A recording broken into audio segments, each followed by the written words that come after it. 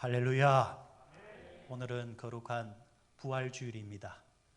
세상이 어두워져 있고 세상이 힘든 시대가 되다 보니까 이 부활절을 그리스도인들이 가장 누리고 행복해하고 감사해야 되는데 오히려 반대로 세상에 의해서 눌려져 있는 듯합니다.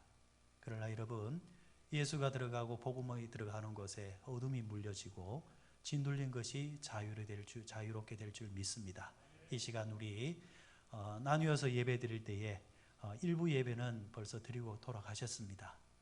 2부 예배 우리 성도들이 모였는데 우리 2부 예배 성도들끼리 이 시간 손은 잡지는 못하겠지만은 우리 다 같이 옆 사람에게 할렐루야 우리 한번 인사하십시다. 할렐루야. 예. 여러분, 오늘은 부활절인데 부활은 사실입니다. 여러분, 부활이 사실이다. 여러분들 믿으십니까? 사실대로 믿는 것이 신앙이지요. 사실 아닌 것을 믿으면은 그걸 뭐라고 말합니까? 그것은 미신입니다. 세상에 미신이 많잖아요. 사실 아닌 것을 믿을 때에 그것을 미신이라 말을 하고 사실을 사실대로 믿는 것을 믿음이라 합니다.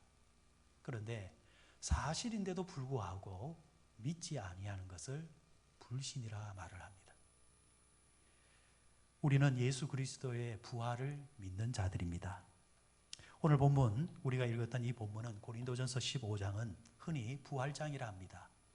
성경에 보면 여러 가지 별명이 붙어져 있는데 특별히 고린도전서는 여러 가지 별명이 붙어져 있습니다.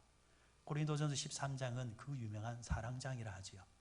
앞에 나와 있는 12장은 은사장이라 하지요. 그런데 15장은 부활장이라 그렇게 말을 합니다. 예수님의 부활의 문제에 대해서 의심이 들고 문제가 제기되어지자 고린도 교회 안에서 부활의 문제가 제기되어지자 그 문제에 대해서 답변을 주는 말씀이 바로 오늘 우리가 읽었던 15장의 말씀입니다. 고린도 교회 안에서 부활의 문제에 대해서 제기가 되어졌던 그 배경을 한번 보도록 하십시다. 고린도라는 도시는 어떤 도시냐 하면은 2000년 전에 세계는 히랍 문화가 장악하고 있었습니다. 특별히 그리스, 로마 이 나라들이 제국들이 세계를 지배하고 있을 때입니다. 그래서 그때는 자연스럽게 히랍이 대표적인 문화였습니다. 히랍의 철학자, 우리가 알고 있는 여러 철학자들이 당시 바로 이때 나오는 사람들입니다. 당시 그리스도의 수도가 어디입니까? 아테네입니다. 아테네는 그리스에서 수도이면서 고린도와 함께 그리스 문화, 아랍 문화를, 히랍 문화를 전파하는 대표적인 도시였습니다. 따라서 고린도는 히랍 문화와 철학의 중심지였다고 볼 수 있다는 거죠. 그러다 보니까 고린도 교회 안에는 히랍의 철학과 사상과 문화를 받아서 교회 안에 들어와 있는 사람들이 상당수가 있었다라는 겁니다. 그러다 보니까 그들 가운데서는 부활에 대해서, 복음에 대해서 오해하는 성도들이 생겨나게 됩니다. 예를 들면 예수 그리스도께서 이 땅에 오심과 예수님이 우리를 위해서 죽으심에 대해서는 받아들이는 거예요. 그 죽음이 너무 고귀하고 가치가 있다라는 겁니다. 세상의 철학에서도 나 아닌 다른 일을 위해서, 타인을 위해서 죽어준다라는 거 귀하게 생각합니다.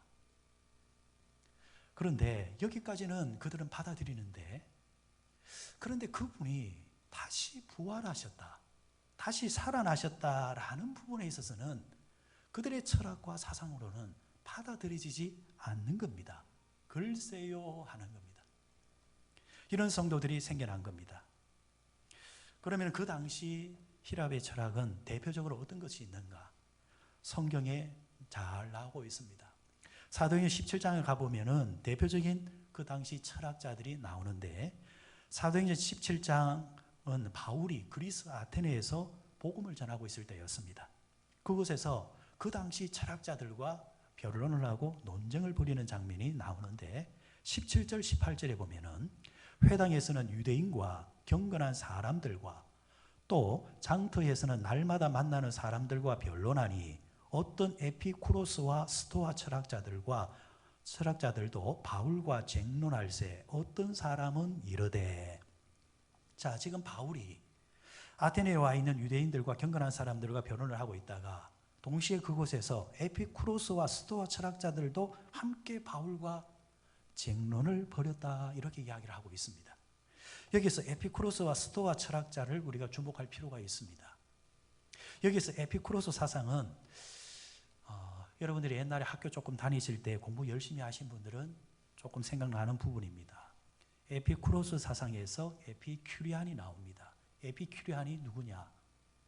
바로 향락주의자, 쾌락주의자들을 말합니다. 이 당시 쾌락주의자, 에피쿠로스가 쾌락주의자의 창시자들입니다. 그러니까 이들은 쾌락주의자들입니다. 일종의 유물론자들입니다. 영적인 일에 대해서는 별로 관심이 없는 자들입니다. 에피쿠로스 철학자 가운데서 유명한 말, 남긴 말 가운데 이런 말이 있습니다. 여러분, 우리가 아직 살아있을 때 죽음은 아직 오지 않았습니다. 걱정하지 마십시오. 우리가 죽었을 때는 이미 죽음은 나에게서 떠났습니다. 여러분, 이 말이 어떻게 들립니까? 그럴듯하게 들리죠. 죽음에 대해서 걱정하지 말자라는 겁니다. 살아있을 때 왜 우리가 죽음을 걱정하느냐? 그때 가서 하면 되는 거지. 그러니까 살았을 때는 그냥 즐겁게 살자라는 겁니다. 기쁘게 살자라는 겁니다. 즐기면서 살자라는 겁니다. 그러다가 죽게 되어지면은 내가 죽었다 하는 순간 이미 죽음은 또 나를 지나간 것이니까 왜 굳이 우리가 죽음에 대해서 고민해야 되느냐는 겁니다. 저는 이 글을 보면서 이런 노래가 생각납니다. 그대여 아무 걱정하지 말아요. 우리 함께 노래합시다. 이 노래 가사가 이 철학자의 이 사상과 연결된다고는 볼 수 없겠지만은 걱정하지 말자라는 겁니다. 두려워하지 말자라는 겁니다. 그런데 여러분, 우리가 살아가면서 죽음에 대해서 걱정하지 마십시다. 죽음을 왜 걱정합니까? 라고 말하는 세상 사람들은 그 이면에는 뭐가 있느냐? 실상은 죽음이 두렵다라는 겁니다.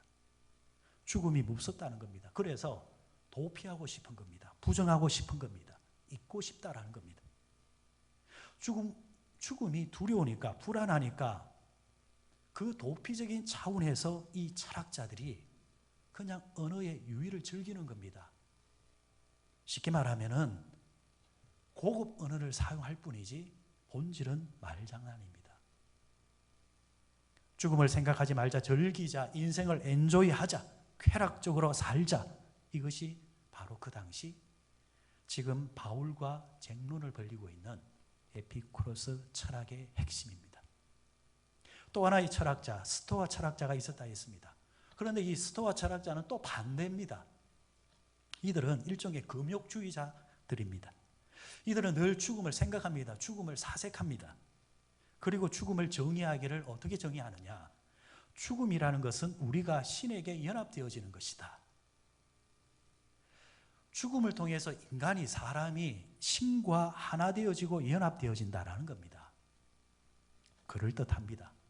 그런데 스토아 철학의 문제가 뭐냐면 신과 연합되어지고 신의 일부가 되어버림으로 통해서 하나가 되어지는데, 그런데 문제는 개인이 어떻게 된다에 대해서는 말하지 않습니다. 개인의 존재에 대해서는 언급하지 않는다라는 겁니다. 그냥 신에게 파묻혀버리는 겁니다. 신에게 파묻혀버림으로 통해서 개인의 구원도 없어져 버리고 개인의 소망도 없어져 버린다는 것입니다. 그리고 그 당시 이 두 철학과 함께 힐랍을 지배하고 있었던 매우 중요한 철학이 또 하나 있습니다. 플라톤이라는 유명한 철학자를 통해서 나왔던 이원론적인 철학입니다. 이 이원론의 철학의 핵심은 뭐냐면 영과 육체를 두 개로 딱 분리를 시켜버립니다. 그리고 이 두 가지는 전혀 관계없다라는 식으로 이야기를 합니다. 인간이 죽은 다음에는 영혼은 산다. 영혼 불멸설을 말합니다. 여기까지는 기독교와 맥을 같이 합니다. 우리의 영은 죽지 않습니다. 그런데 이원론에서는 육체는 어떻게 되느냐? 육체는 없어진다고 말합니다. 육체의 소멸성을 이야기를 합니다. 여기서 우리의 믿음과 성경과 위배되는 것입니다. 우리의 영혼 불멸 맞습니다. 영혼 죽지 않습니다. 하지만 동시에 육체 또한 소멸되어지는 것이 아니라 주님 재림하실 때에 완벽한 모습으로 우리 육체 또한 소생되어져서 부활되어져서 영혼과 함께 영원히 하나님과 함께 한다는 것입니다. 그래서 기독교는 결코 육체를 무시하지 않습니다. 육체를 소중히 여깁니다. 하나님께서 지어주신 이 육체는 비록 이 땅에 살아간 동안 때로는 병들 수도 있고 아프기도 하고 말도 많고 탈도 많지만은 본질적으로 성경은 이 육체가 얼마나 소중했으면은 고린도전서 3장 16절을 통해서 이렇게 말을 합니다. 이 육체는 하나님의 성전인 것과 하나님의 성령이 너희 안에 거하는 것을 너희가 알지 못하느냐. 이 육체가 하나님의 성전이라는 겁니다. 이 육체가 하나님의 성전이기 때문에 우리는 이 육체를 더럽혀서는 안 된다라는 겁니다. 만일 소멸될 육체라고 한다면 마음껏 쓰다가 가야죠. 마음껏 즐기다가 육체를 놀려야죠. 그런데 우리는 그럴 수 없는 것이 이 육체가 하나님의 작은 성전이라는 것입니다. 그리고 이 성전 안에, 육체 안에 하나님의 성령이 거하고 계신다는 것입니다. 그래서 우리의 육체는 소중한 것입니다.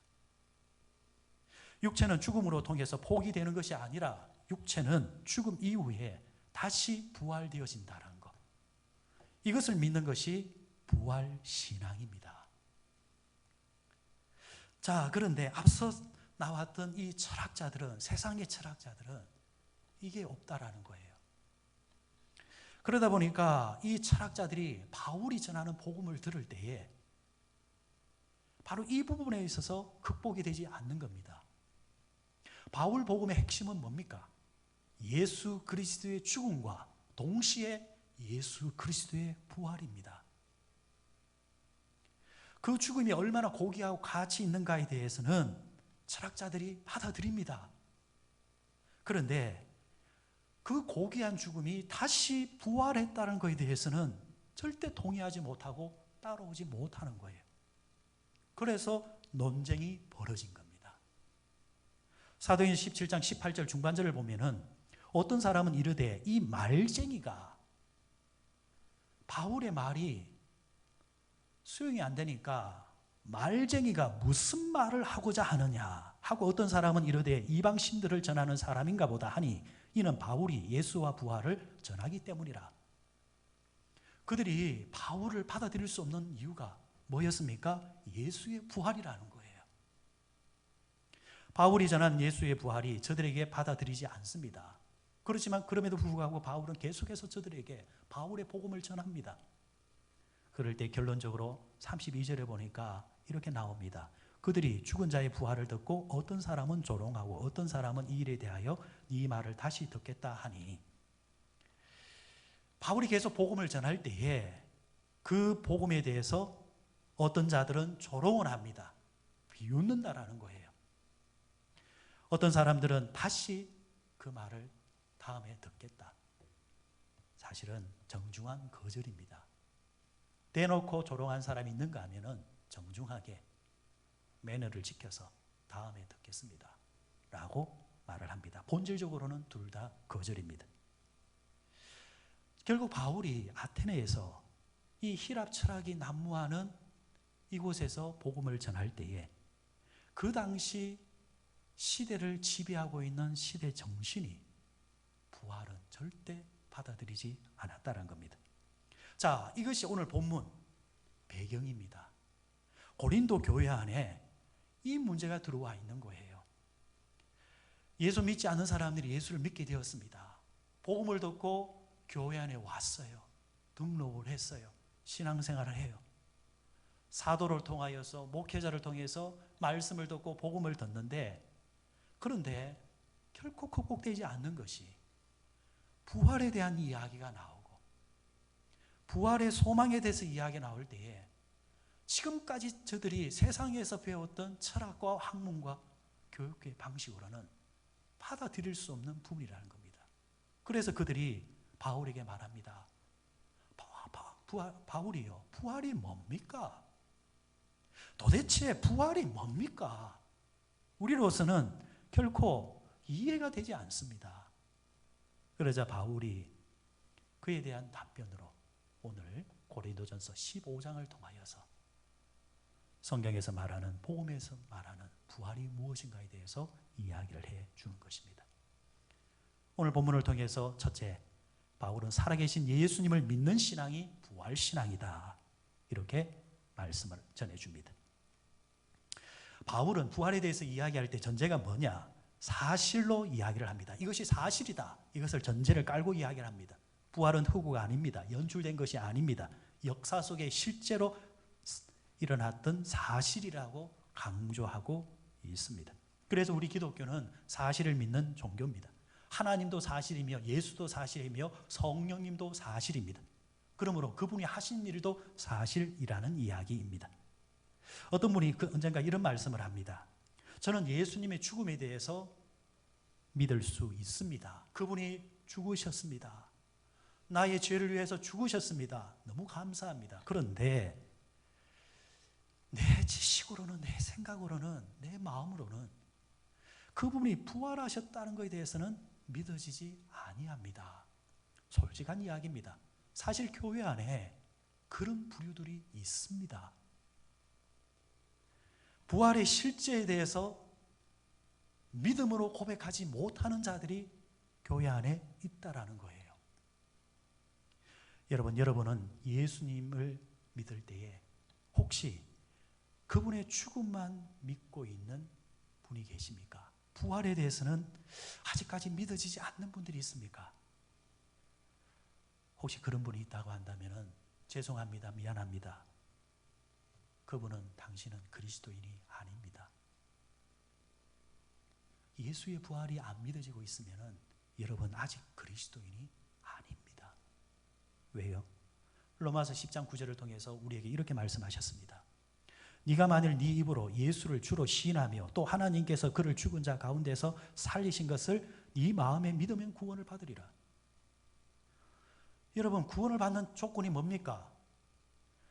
입으로 예수를 시인하고 나아가서 하나님께서 예수를 죽은 자 가운데에서 살리신 것을, 부활하신 것을 네가 마음에 믿으면 구원을 받는다 했지 않습니까? 우리를 위해서 죽으신 것만 믿으면 구원을 못 받는다라는 이야기예요. 그분이 다시 부활하셨다라는 까지 믿고 그 믿음의 고백 자리까지 가야 구원을 받을 수 있고 그분이 그리스도인이라는 것입니다. 그래서 우리의 신앙은 우리를 위해서 죽으신 예수님을 믿는 것이 아닙니다. 지금 이 순간도 살아계신 예수님을 믿는 것입니다. 살아계신 예수님을 믿는 것이 우리 신앙입니다. 둘째, 부활은 말씀을 성취하는 것입니다. 고린도전서 15장 3절 4절을 보면은 이렇게 말씀합니다. 내가 받은 것을 먼저 너희에게 전하였노니 이는 성경대로 그리스도께서 우리 죄를 위하여 죽으시고 장사 지낸 바 되셨다가 성경대로 사흘 만에 다시 살아나사. 자, 여기서 강조하는 것이 뭡니까? 성경대로, 말씀대로. 그럼 바울 시대에 성경대로라면은 어디 말씀을 말하는 겁니까? 바울 시대는 아직까지 신약의 성경이 집대성되기 전입니다. 그래서 지금 바울이 말하는 성경대로라는 것은 바로 구약을 말하는 것입니다. 구약의 말씀대로 예수님이 장사되었다가 죽었다가 다시 살아나셨다는 것을 이야기하는 것입니다. 그러면 성경 어디에 나와 있습니까? 대표적으로 이사야서 53장을 보면은 예수님의 죽으심에 대해서 너무나도 분명하게 예언해 놓으셨습니다. 그가 찔림은 우리의 허물 때문이요 그가 상함은 우리의 죄악 때문이라. 그가 징계를 받음으로 우리가 평안을 누리고 그가 채찍에 맞음으로 우리는 나음을 받았도다. 우리는 다 양 같아서 그릇 행하여 각기 제 길로 갔거늘 여호와께서는 우리 모두의 죄악을 그에게 담당시키셨도다. 너무 잘 아는 말씀이잖아요. 그런데 이 너무 잘 아는 말씀이 예수님께서 우리를 위해서 죽으시는 그 사건 전, 700년 전에 이 말씀이 예언되어진 겁니다. 예수님께서 이 땅에 오셔서 우리를 위해서 죽으셨던 사건은 우연히 일어난 것이 아니라 예수님께서 그 순간 마음이 울컥해서 하신 행동이 아니라 이미 700년 전에 하나님이 말씀하신 것을 예수님이 말씀대로 성취하셨다는 겁니다. 시편 16편을 함께 봅니다. 시편 16편 10절 11절은 또 이렇게 말씀하십니다. 이는 주께서 내 영혼을 서울에 버리지 아니하시며 주의 거룩한 자를 멸망시키지 아니할 것입니다. 주께서 생명의 길을 내게 보이시리니 주의 앞에는 충만한 기쁨이 있고 주의 오른쪽에는 영원한 즐거움이 있나이다. 자, 이 말씀을 여러분들 가슴에 딱 가지고 계십시오. 우리는 다시 사도행전 2장 20절을 한번 봅니다. 이스라엘 사람들아 들으라. 이 말을 들으라. 이 말은요, 베드로가 유대인들에게 구약 성경을 꿰뚫고 있는, 달달달 외우고 있는, 이들은 태어나면은 3살만 되면은 벌써 모세 오경을 공부하기 시작하고 외우기 시작합니다. 그러니까 유대인들은 구약에 나오는 말씀은 구석구석까지 다 꿰뚫고 있습니다. 자, 말씀의 대상 청중이 지금 그들입니다. 베드로가 이들을 향해서 이렇게 말합니다. 너희도 아는 바와 같이 하나님께서 나사렛 예수로 큰 권능과 기사와 표적을 너희 가운데 베푸사 너희 앞에서 그를 정언하셨느니라. 베드로가 설교하는 겁니다. 자, 이렇게 설교를 하다가 27절 28절에 가면은 복음을 전하다가 어떤 복음을 전하는가 한번 들어보십시오. 이는 내 영혼을 음부에 버리지 아니하시며 주의 거룩한 자로 썩음을 당하지 않게 하실 것이미로다. 주께서 생명의 길을 내게 보이셨으니 주 앞에서 내게 기쁨이 충만하게 하시려다 하였으므로. 자, 베드로가 지금 어떤 말을 전하고 있는 거예요? 아까 우리가 읽었던 어떤 말씀이에요? 가슴에 남아있는 시편 16편의 말씀을 가지고 오는 거예요. 베드로가 이 말씀을 왜 가지고 와서 유대인들에게 지금 말씀을 전하느냐? 31절을 통해서 이렇게 선포합니다. 미리 본 고로 그리스도의 부활을 말하되 그가 음부에 버림이 되지 않고 그의 육신이 썩음을 당하지 아니하시리라 하더니 이 예수를 하나님이 살리신지라 우리가 다 이래 증인이로다. 자, 지금 베드로가 하고자 하는 말은 시편 16편에 나왔던 그 말씀이 누구를 이야기하는 줄 아느냐? 시편 16편에 나왔던 그 음부의 버림, 스올의 버림. 그런데 그렇게 죽었던 자가 육신이 썩음 당하지 아니하고 다시 산 소망이 되어지고 다시 살아난 이야기가 누구를 이야기하는 줄 아느냐? 그분이 바로 내가 전하고 있는 예수 그리스도를 말하는 것이다. 이미 성경은 너희들이 알고 있는 그 성경의 주인공이, 구약의 주인공이 바로 오늘 이분을 말하는 것이다. 그래서 이분 예수 그리스도는 구약에 선포되어졌던 그 말씀을 이루시기 위해서 죽었다가 다시 살아나셨느니라. 지금 베드로가 이 말을 하고 있는 거예요. 여러분, 이 말은 오늘 우리에게는 크게 와닿지 않아요. 조금 어려운 말씀이 될 수도 있어요. 그러나 구약의 성경을 구석구석 꿰뚫고 있는 유대인들은 이 말이 가슴에 확 꽂히는 거예요. 그래서 사도행전 2장의 끝에 보면은 이 복음을 들었던 많은 유대인들이 베드로에게 이렇게 말합니다. 그러면은 내가 어떻게 해야 되느냐? 그러면은 어떻게 할까요? 라고 할 때에 베드로가 그러면은 회개하고 예수를 믿으라. 그러면 성령을 선물로 받으리라. 사랑하는 여러분, 그렇습니다. 우리는 예수 그리스도의 죽으심을 믿습니다. 나아가서 우리는 예수님의 부활을 믿습니다. 죽으심과 부활을 온전히 믿을 때에 그것이 복음이 되어집니다. 우리는 말씀을 믿는 사람입니다. 그리고 오늘 본문에는 예수의 부활은 증인이 있다라고 말씀을 해주고 있습니다. 고린도전서 15장 부활장에 대해서 바울은 이야기를 시작할 때에 증인들을 소개를 합니다. 여러분, 이 아테네 철학, 그러니까 오늘도 마찬가지입니다. 세상의 학문을 많이 접한 자들은 합리적인 것을 많이 요구를 합니다. 자신의 합리적인 학문에 있어서 설명이 되어질 때에 고개를 숙입니다. 바울의 지금 대상은 그런 합리성을 요구하는 철학자들입니다. 그리고 고린도 교회 안에 들어와 있는 시대 정신을 가지고 있는 사람들입니다. 저도 목회를 하다 보면은 시대 정신이 아니라 예수의 정신, 말씀의 정신으로만 가지고 있는 분들에게는 접근하기가 너무 쉬워요. 복음 전하기도 정말 쉬워요. 그런데 세상의 시대 정신을, 합리적인 정신을 가지고 앉아 있는 분들에게는 때로는 설명하기가 어려울 때가 있습니다. 그건 목회자의 책임이라고 생각합니다. 오늘 본문에 나오는 바울의 현장도 그런 현장입니다. 그래서 바울이 들고 나온 것은 뭐냐니까 정인들입니다. 세상도 정인과 정거가 있으면 굴복하지 않습니까? 그래서 바울이 의도적으로 15장을 시작하면서 예수의 부활에 대해서 본 사람이 있노라.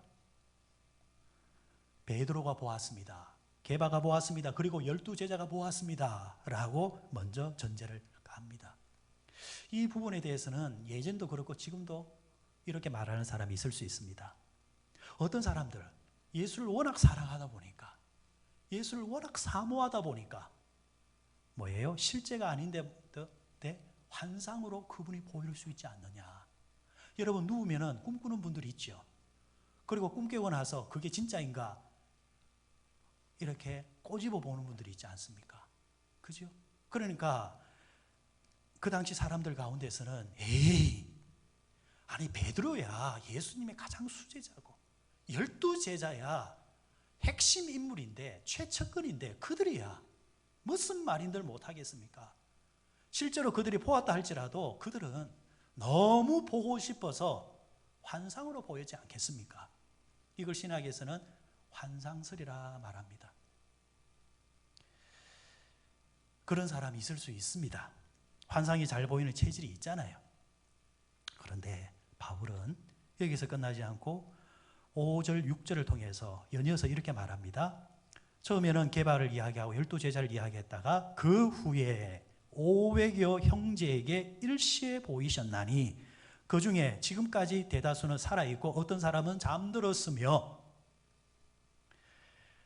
최측근의 사람들이 아니라 다수의 사람들 가운데서 예수의 부활을 직접 본 사람이 있다라는 겁니다. 그리고 부활을 본 사람 가운데서 다수의 사람, 대다수의 사람이 지금도 생존해 있다라는 겁니다. 여러분, 500의 사람들이 보았습니다. 500의 사람들이 동시에 미쳤습니까? 동시에 꿈을 꾸겠습니까? 아니죠. 지금 바울이 말하고자 하는 것은 부활의 정의는 충분하다는 겁니다. 정의는 이렇게 많기 때문에 부활은 사실이라는 겁니다. 예수 그리스도의 부활의 역사적 사실을 가지고, 증거를 가지고, 정의를 가지고 지금 바울은 이야기하고 있는 겁니다. 그리고 저는 이 부활의 증거가 오늘 우리가 살아가는 삶의 현장에서 성도의 고난이 부활의 증거라 저는 믿습니다. 성도의 증거가 역설적으로 부활의 증거가 된다. 여러분 생각해 보십시오. 바울 시대 때에 철학자들도 예수의 죽음에 대해서는 받아들였다고 했습니다. 가치가 있다, 고기가 있다. 어떻게 남을 위해서 대신 죽어줄 수 있단 말이냐. 대단하다. 그런 위대한 사람이라고 한다면 그 사람의 정신을 나도 한번 따라가겠다. 오늘도 마찬가지입니다. 예수 좋지. 석가도 좋고 마음에도 좋고 그런 사람의 인생이라면, 가치 있는 인생이라고 한다면 나도 한번 따라갈 필요가 있어. 그렇게 죽음에 대한 시대 정신을 가지고 나오는 사람들이 있을 수 있습니다. 그런데 고난을 언제 받았습니까? 그분이 살아나셨다. 그분이 부활하셨다. 여기서 받아들이지 않자 이것이 역으로 고난으로 다가왔다는 겁니다. 오늘 보면 29절 30절에 보면은 만일 죽은 자들이 도무지 다시 살아나지 못하면 죽은 자들을 위하여 세례를 받는 자들이 무엇을 하겠느냐? 어찌하여 그들을 위하여 세례를 받느냐? 또 어찌하여 우리가 언제나 위험을 무릅쓰리요? 왜 복음을 전하는 자가 고난을 받느냐? 고난을 감수하느냐? 여기에서 죽은 자들은 예수 믿지 않는 자들입니다. 우리가 언제 위험을 무릅쓰리요 할 때 위험을 무릅쓰는 자들은 그리스도인을 말합니다. 믿는 자들이 왜 믿지 않는 자들을 위해서 복음을 전하다가 고난을 받아야 하느냐라는 이야기입니다. 왜 우리가 고난을 받으면서까지 그들이 받아들이지 못하는, 안 하는 부활을 전해야 하는가입니다. 사도 바울 시대 때에 이 부활 신앙을 전하다가 실제로 순교한 사람들이 너무너무 많습니다. 오늘 여러분 우리가 겪고 있는 예배의 어려움은 아무것도 아닙니다. 이것은 그들에 비하면 배부른 소리입니다. 그 당시 로마에는 원형 경기장 콜로세움이라는 것이 있었습니다. 이 콜로세움은 4만 5천석의 좌석을 가지고 있습니다. 6만 명을 수용할 수 있을 정도로 대단히 큰 규모를 가지고 있습니다. 콜로세움 지하에는 항상 굶주리고 있는, 먹이를 제대로 안 줍니다. 일부러 굶주리게 만듭니다. 사자와 맹수들이 사육되고 있었습니다. 많은 그리스도인들이 이곳에 붙들려 옵니다. 이 당시 그리스도인들은 예수 그리스도를 전하는 복음 때문에 지하 생활, 카타콤이라 하지요. 그곳에서 빛도 보지 못하고 사는 그런 생활을 하다가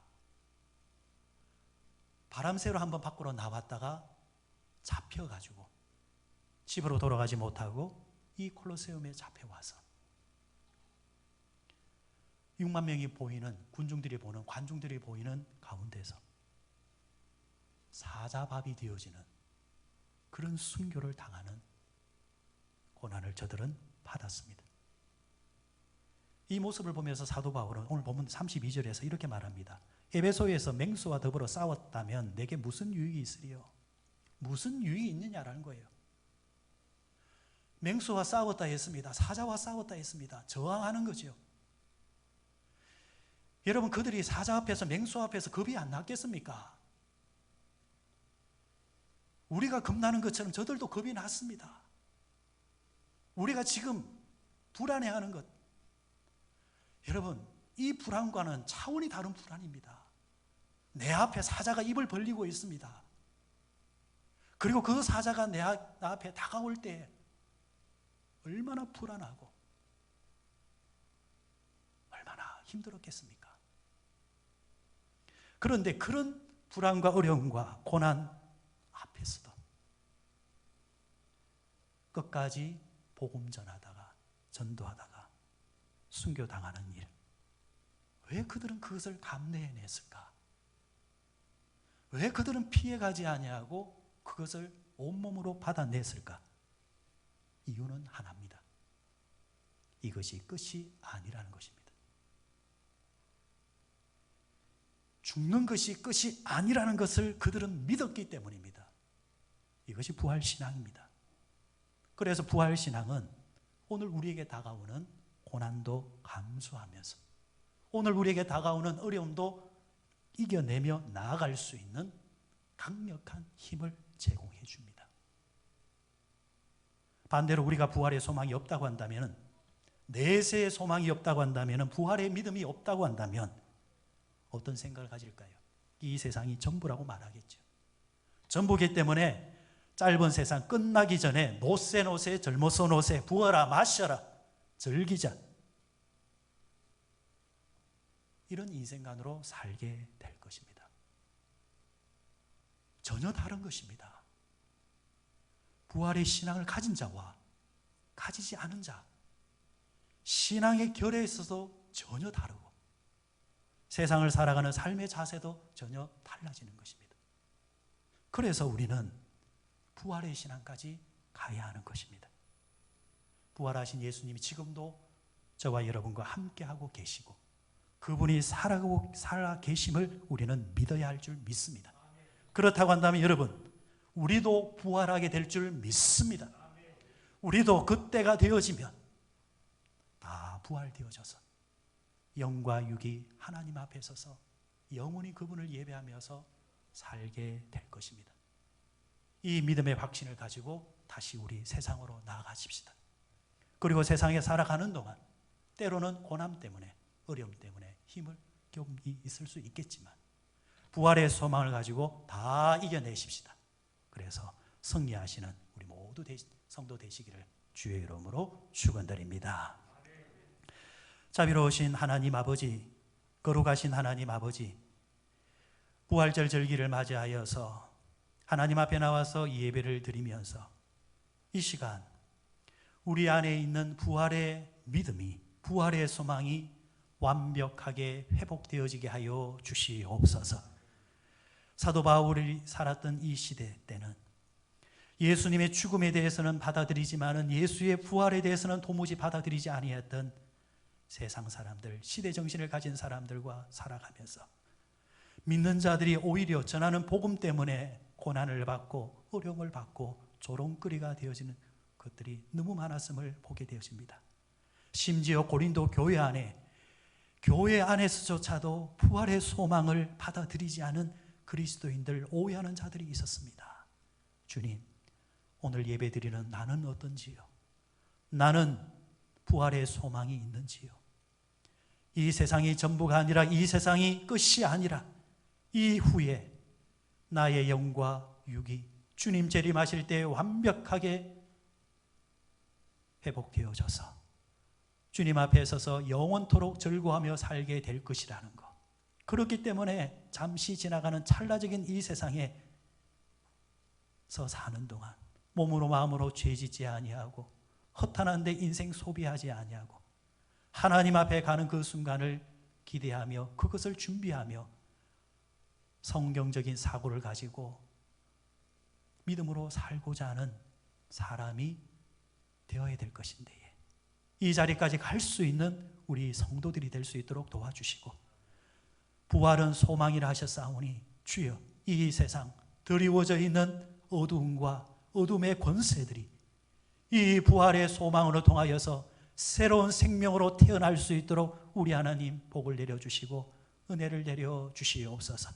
드려지는 이 예배로 통하여서 이 세상에 드러워져 있는 모든 더러운 것과 악한 것과 못된 것들이 다 예수 이름으로 물러가게 하여 주시고 새 소망으로 이 나라가 회복될 수 있도록 은혜 내려 주옵소서. 예수님의 이름으로 기도드리옵나이다. 아멘.